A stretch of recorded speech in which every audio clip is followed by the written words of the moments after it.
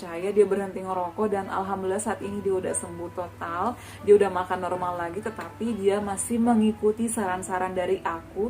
Dia sering nonton video-video yang aku upload karena dia ngalamin hal yang sama.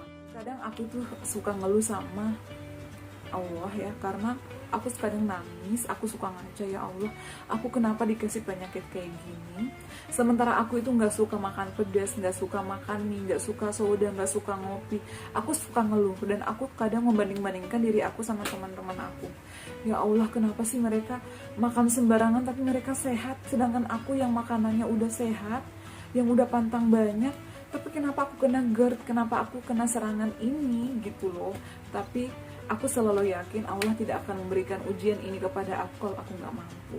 Dan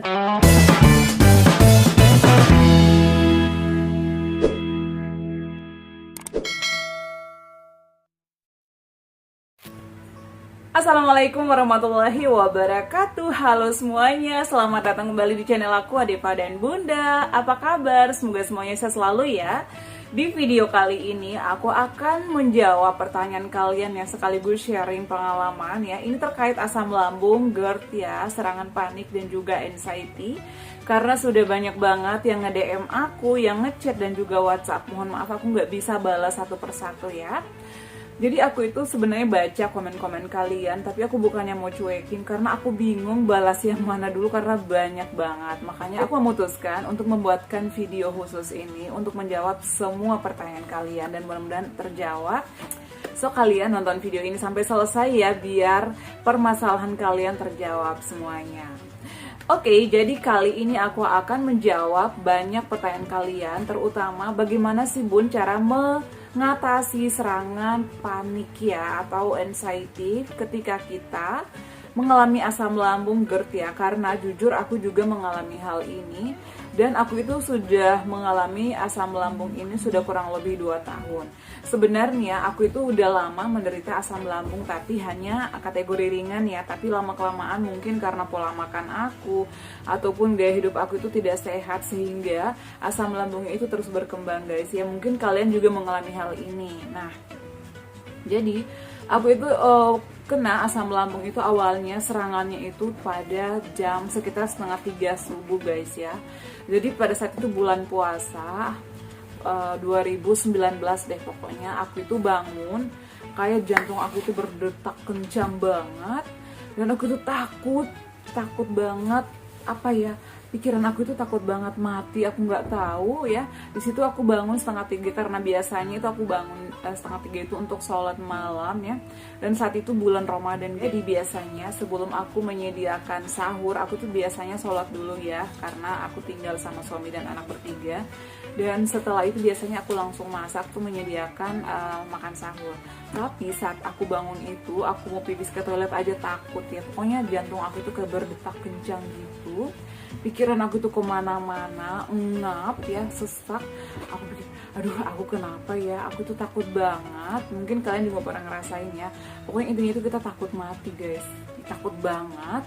Apalagi kalau kita misalnya mendengar hal-hal yang aneh, apalagi misalnya kita mendengar kabar dari kampung ada yang sakit, tiba-tiba ada kritis, itu aku udah mengait-ngaitkan dengan penyakit yang aku alami. Mungkin kalian juga pernah ngalamin hal ini. Kemudian hal lain lagi yang aku alami adalah selain itu, kalau misalnya aku dengar kabar-kabar dari teman, misalnya orang tuanya sakit lambung atau misalnya sakit kanker apa, itu aku langsung googling guys, aku takut. Jadi aku kan makin panik ya, ternyata itu nggak boleh guys ya. Kemudian kalau misalnya aku dengar kabar duka apapun itu pasti aku langsung kepikiran gak bisa makan sehingga aku tuh kurus banget dan aku takut banget dengar apapun. Pokoknya itu kayak ada perang gitu loh di otak aku, di pikiran aku, sehingga aku gak bisa tidur, gak bisa makan. Makanya aku itu sempat disarankan untuk ke psikiater ya. Jadi aku tuh selalu konsultasi ke dokter klinik, dokter puskesmas, sehingga aku memutuskan untuk konsultasi ke dokter spesialis penyakit dalam. Dari 2019 ke 2021 aku itu menahan ya sakit itu karena aku pikir aku kuat nih ya. Aku udah tahu kalau aku serangan GERD ya, atau serangan anxiety atau serangan panik ya, panik itu. Jadi aku melakukan beberapa cara tetapi ternyata tidak mampan. Aku juga sering nonton-nonton video-video teman-teman yang sudah sembuh dari asam lambung. Dan juga aku sering nonton video-video dari dokter-dokter spesialis ya yang terkait asam lambung. Tapi karena aku udah melakukan semua itu tidak ada perubahan, makanya aku langsung gercep banget tahun 2021 pada saat itu kan lagi COVID tinggi banget ya, dan aku tuh sering kambuh-kambuhan, makanya aku memutuskan untuk dirujuk, minta rujukan ke puskesmas langsung ke dokter spesialis penyakit dalam. Kemudian ternyata aku dirujuk lagi ke rumah sakit yang lebih besar untuk USG dan endoskopi. Alhamdulillah saat ini sudah membaik. Nah, jadi aku akan juga memberikan solusi tentunya buat kalian. Karena alhamdulillah saat ini aku sudah jarang banget ngalamin sensasi itu. Tentunya ada beberapa hal yang aku lakukan ya, dan mudah-mudahan ini bermanfaat. Karena banyak banget yang nanya apa saja yang Bunda lakukan sehingga Bunda terbebas dari GERD, asam lambung, dan anxiety.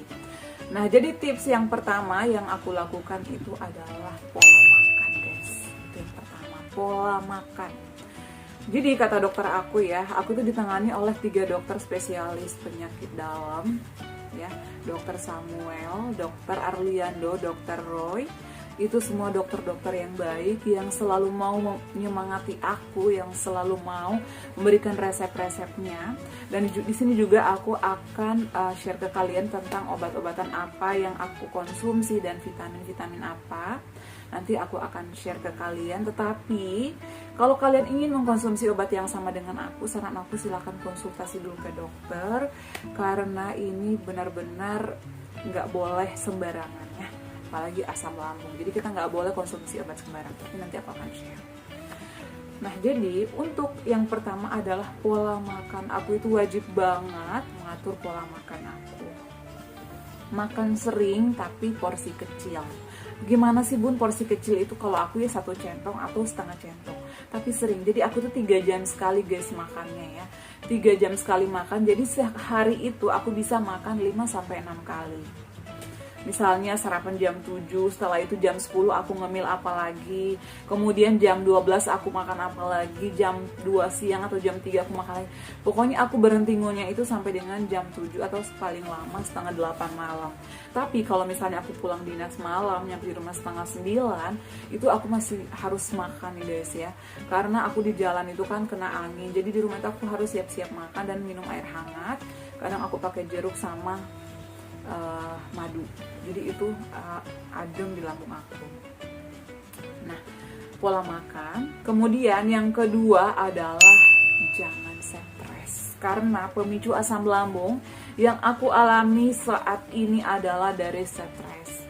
Kata dokter, kamu pola makannya itu udah benar, menu-menunya juga sudah benar banget, karena aku tuh nggak suka yang pedas, nggak suka yang kecut-kecut ya, aku nggak suka mimian, aku nggak suka kafein, soda-sodaan. Tapi ternyata aku kena GERD ya, anxiety dan asam lambung tinggi, itu karena dari segi pikiran atau faktor stres. Jadi kalian hindari banget yang namanya stres, jangan sampai kayak aku ya yang GERD ya, atau yang kena asam lambung karena pikiran. Yang selanjutnya ya, itu tips kedua adalah jangan stres. Kalau misalnya kalian lagi banyak pikiran, boleh share ke teman-teman, atau kalau yang sudah punya rumah, yang sudah berkeluarga atau sudah rumah tangga, bisa sharing ke suami misalnya, atau main sama anak, atau sama teman dekat. Di kantor itu aku ada teman ya, teman dekat, teman akrab. Pokoknya aku selalu curhat ke mereka kalau misalnya aku lagi mulai jenuh, mulai pikiran aku aneh-aneh ya. Kemudian tips yang ketiga adalah makan itu harus dikunyah dengan halus. Harus dikunyah dengan halus, dan setelah makan kita nggak boleh langsung tiduran atau rebahan. Itu juga mempengaruhi banget yang namanya asam lambung naik ke dada atau ke tenggorokan. Untuk makanan harus dikunyah halus, jadi jangan maksa lambung kita untuk ekstra kerja keras untuk mencerna makanan kita.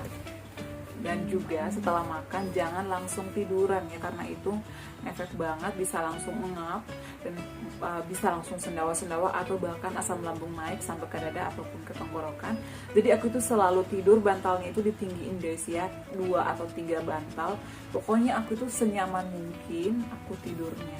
Jangan sampai hal-hal kecil itu mempengaruhi asam lambung kita. Itu adalah tips yang ketiga. Kemudian tips yang keempat, aku itu paling menghindari yang namanya berita-berita aneh. Jadi kita harus fokus ya, karena kita apalagi misalnya ini kita lagi masa-masa pemulihan, kita harus bisa menyaring informasi-informasi yang kita dapatkan ya. Jadi kita harus bisa menyaring. Jangan semua informasi langsung dimasukkan ke pikiran, ke hati, itu ngaruh banget guys. Jadi aku tuh sedapat mungkin kalau dengar berita, oh ya udah, aku nggak mau cari tahu lagi. Karena biasanya sebelumnya nih ada artis misalnya ada yang sakit apalah, aku tuh langsung cari, aku langsung kait-kaitkan dengan penyakit yang aku alami. Itu benar-benar berpengaruh banget, membuat aku nggak bisa makan, membuat aku stres, membuat aku nangis dan drop banget. Jadi aku tuh membatasi diri untuk nonton. Jadi aku nonton sewajarnya, apalagi kalau misalnya ada apa nih yang lagi heboh, yang lagi viral. Kalau yang menyeramkan itu benar-benar aku hindari banget. Mendingan aku cari kesibukan sendiri. Misalnya aku dengerin musik, dengerin sholawat, misalnya aku lihat-lihat yang seru-seru aja lah ya. Misalnya nonton TikTok itu menghibur banget ya menurut aku. Jadi aku tuh nggak suka nonton film-film drama gitu. Jadi aku sedapat mungkin mencari apa yang aku suka sehingga aku nggak stres. Jadi batasi informasi-informasi yang masuk ya. Jangan langsung dicerna sampai ke dalam hati banget. Apalagi kalau misalnya langsung googling, itu benar-benar bahaya banget. Jadi baca yang membuat kita enjoy aja. Nggak usah semua informasi itu dimasukkan ke hati. Apalagi sampai bikin kita stres, sampai kita drop ya. Itu adalah yang keempat. Tips yang kelima adalah kita nggak boleh selalu menyendiri. Nah, kalau misalnya nih kalian udah mulai serangan itu datang, jangan benar-benar menyendiri. Kalau misalnya kalian lagi sendiri di rumah, telepon siapa, kayak saudara, kayak orang tua. Kalau aku tuh tipsnya, kalau aku lagi libur, anak aku lagi sama neneknya, dan suami aku misalnya lagi sibuk, aku tuh langsung video call sama teman-teman kerja aku. Hey, gimana hari ini gitu. Karena aku tuh takut banget dengan serangan-serangan itu. Jadi kita tuh nggak boleh menyendiri, berbaur ya sama saudara, sama suami. Apalagi kalau yang udah bersuami, kita harus memberikan pengertian. Kalau lagi misalnya lagi kumat, aku lagi kumat nih, dan jadi suami kita tuh nggak kaget, dan dia akan mencoba mendengarkan apa yang kita keluhkan, apa yang kita ceritakan. Kalau aku sih, suami aku kayak gitu ya, dia selalu misalnya aku lagi kumat nih ya, dia itu udah tahu ya apa yang harus dia lakukan.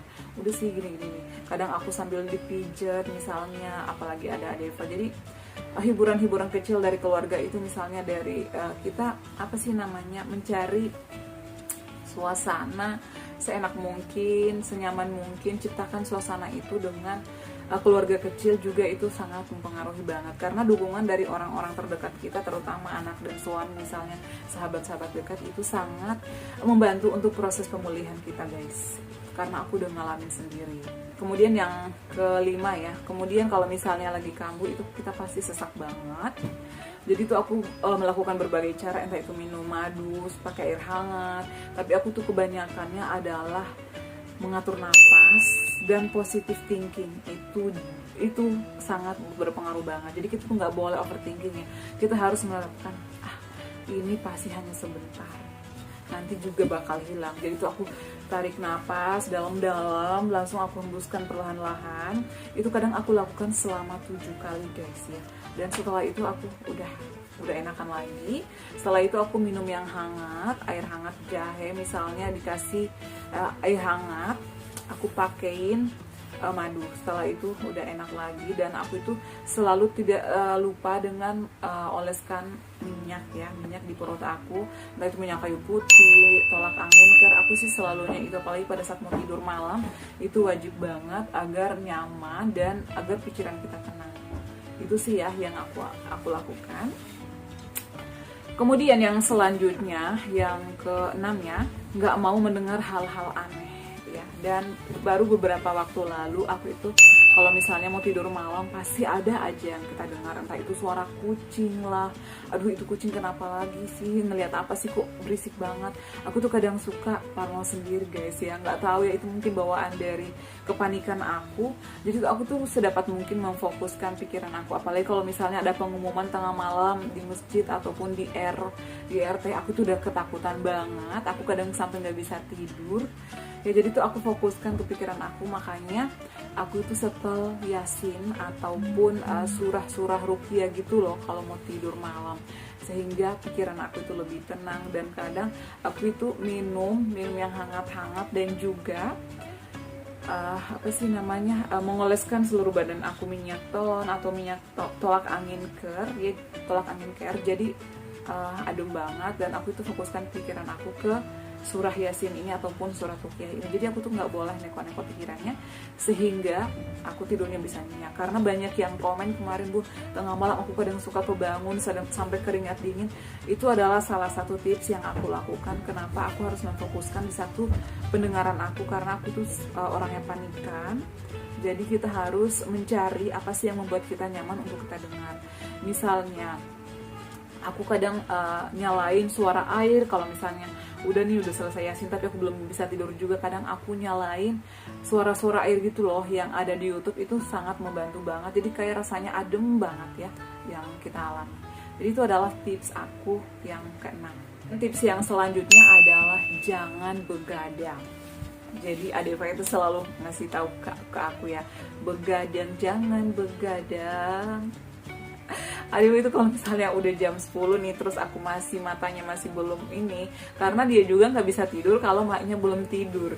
Jadi suami aku itu kalau udah jam 9 itu udah teriak-teriak, tidur, udah besok aja dilanjutin, karena biasa aku lagi ada kerjaan itu, ada project dari beberapa brand ya misalnya, dan juga ada kerjaan kantor. Jadi jam 9 itu suami aku udah teriak-teriak, udah Bun tidur, nanti aja besok lanjut, ntar ya, nanggung. Tapi itu ternyata sangat berpengaruh sama kesehatan kita. Makanya itulah positifnya kalau misalnya kita share ke pasangan kita, ke orang-orang terdekat kita, karena mereka lebih peduli sama kesehatan kita ya. Meskipun kita nanggung nih, tapi ada mereka yang selalu mengingatkan.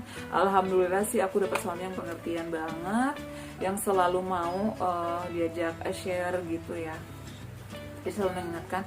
Jadi jam 9 atau setengah 10 itu paling lama aku harus udah stop megang handphone, harus udah tidur. Jadi itu adalah sangat berpengaruh banget ya, nggak boleh begadang. Karena pada saat 2019 itu ya, aku itu benar-benar masih kacau banget pola hidup aku, pola makan aku. Karena aku pikir aku masih muda, nggak mungkin lah akan mengalami penyakit ini.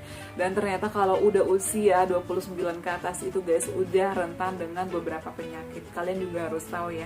Makanya harus udah mulai diatur pola pikirnya, kemudian pergaulannya. Ini penting banget guys buat kita, apalagi sudah usia yang 30-an ke atas. Ternyata ini sangat ngaruh banget. Kemudian buat kalian, untuk tips selanjutnya adalah jangan merokok.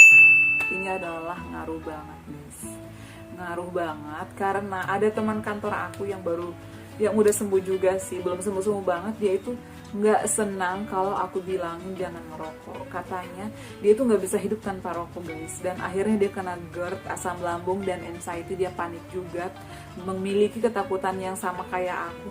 Akhirnya dia percaya, dia berhenti ngerokok, dan alhamdulillah saat ini dia udah sembuh total. Dia udah makan normal lagi, tetapi dia masih mengikuti saran-saran dari aku.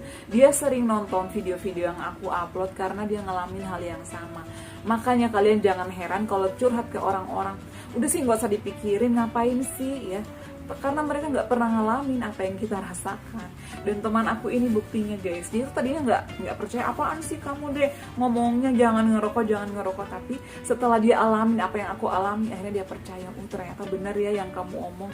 Akhirnya sekarang dia udah berhenti total, dan juga dia mengatur pola makan, pola tidur, dan pola hidup sehat tentunya. Kemudian tips yang keberapa ya, yang ke-10 mungkin. Tips yang selanjutnya, aku itu selalu yakin pada diri aku kalau aku sehat, kalau aku itu sembuh, dan penyakit ini hanya cobaan dari Allah, dan aku percaya sama Allah. Dengan aku berdoa, aku berusaha, berobat ikhtiar, Allah pasti akan memberi kesembuhan guys. Jadi kita itu nggak boleh sendiri. Dan kadang aku tuh suka ngeluh sama Allah ya, karena aku kadang nangis, aku suka ngaca, ya Allah, aku kenapa dikasih penyakit kayak gini. Sementara aku itu nggak suka makan pedas, nggak suka makan mie, nggak suka soda, nggak suka ngopi. Aku suka ngeluh dan aku kadang membanding-bandingkan diri aku sama teman-teman aku. Ya Allah, kenapa sih mereka makan sembarangan tapi mereka sehat, sedangkan aku yang makanannya udah sehat, yang udah pantang banyak, tapi kenapa aku kena GERD, kenapa aku kena serangan ini gitu loh. Tapi aku selalu yakin Allah tidak akan memberikan ujian ini kepada aku kalau aku nggak mampu. Dan aku yakin penyakit ini datang dari Allah dan juga nanti akan disembuhkan oleh Allah. Dan alhamdulillah banget aku bersyukur diberi kesembuhan dan juga diberi orang-orang yang pengertian, yang sayang sama aku. Jadi alhamdulillah itu adalah tips-tips yang aku alami selama aku berjuang menghadapi penyakit GERD, anxiety, kemudian kepanikan ya. Itu adalah yang aku alami, itu adalah yang aku lakukan. Aku share ini pure karena pengalaman aku tidak mengada-ngada, aku menambah-nambahkan apapun. Jadi ini aku share, dan alhamdulillah setelah endoskopi, setelah mengatur pola makan, pola hidup, dan pola pikir, aku itu alhamdulillah membaik. Mudah-mudahan kalian yang selama ini selalu mengikuti video-video aku, kalian juga diberi kesembuhan, tetap semangat. Insya Allah kita ikhtiar, berdoa, dan tentunya berusaha minum obatnya sesuai anjuran dokter, pasti kita akan sembuh. Oke guys, cukup sekian ya untuk video aku kali ini, semoga bermanfaat. Dan buat kalian, jika merasa video ini bermanfaat, silahkan share ke sosial media kalian dan ke teman-teman kita yang membutuhkannya. Mungkin saat ini ada yang lagi berjuang untuk penyembuhan asam lambung, GERD, anxiety, dan juga gastritis. Semoga lekas diberikan kesembuhan, tetap semangat. Oke, itu dia ya share aku kali ini. Sampai ketemu lagi di video-video aku selanjutnya. Assalamualaikum warahmatullahi wabarakatuh. Bye.